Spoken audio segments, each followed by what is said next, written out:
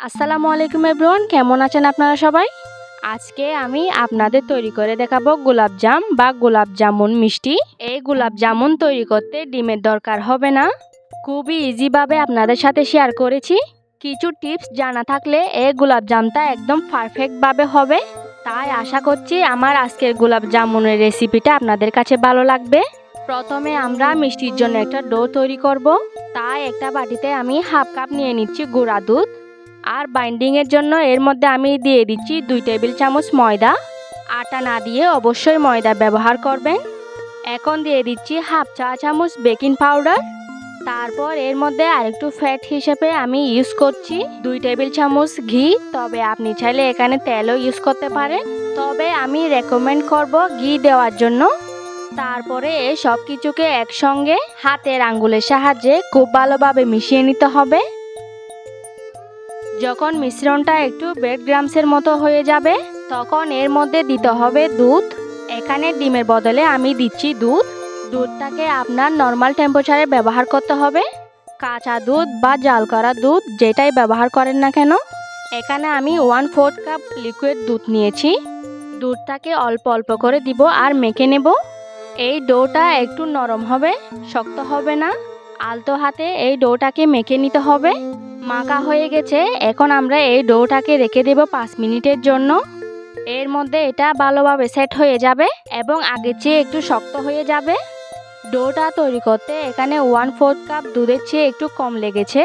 যতটুক দুধ রয়ে গেছে এখানে 2 চা চামচের মতো হবে, আপনাদের কম বা বেশি লাগতে পারে। 5 মিনিটের মধ্যে ডোটা ভালোভাবে সেট হয়ে গেছে। এখন ভালোভাবে হাতটা পরিষ্কার করে নিতে হবে, তা না হলে হাতে আরও বেশি লেগে যাবে। একটু তেল মাখিয়ে নেবেন অথবা বাটার লাগিয়ে নেবেন। এখান থেকে আপনি যতটুকু সাইজে বানাতে চান ততটুকু করে নিয়ে নেবেন।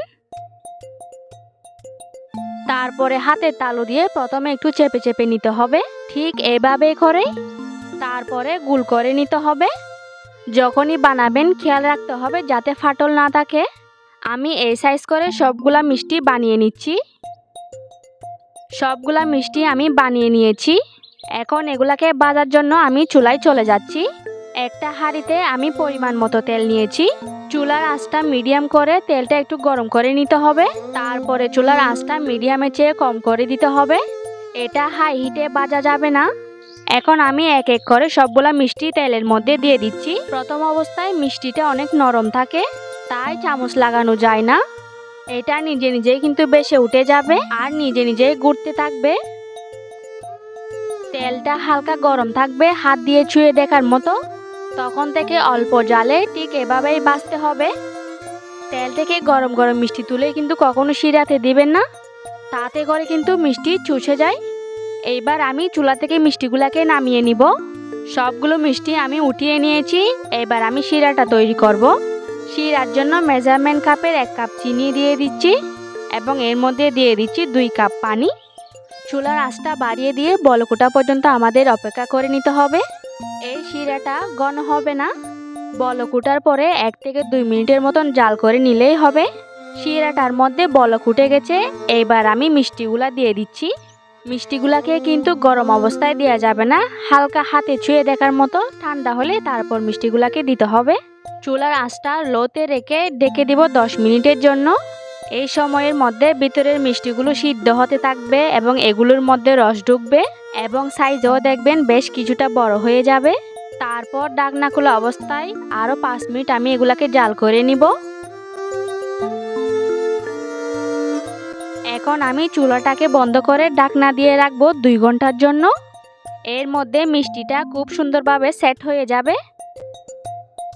সবগুলো মিষ্টি আমার হয়ে গেছে। এখন আমি আপনাদেরকে দেখিয়ে দিচ্ছি মিষ্টিটা কতটা ফুলেছে।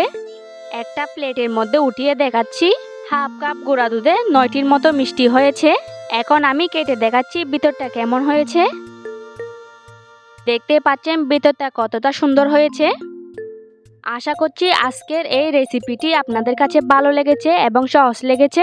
আজকের এই রেসিপিটি যদি ভালো লেগে থাকে তাহলে আমার চ্যানেলটি সাবস্ক্রাইব করে পাশে থাকা বেল আইকনটি ক্লিক করে দিবেন। তো আজ এই পর্যন্তই। আপনারা সবাই ভালো থাকবেন, সুস্থ থাকবেন। আসসালামু আলাইকুম।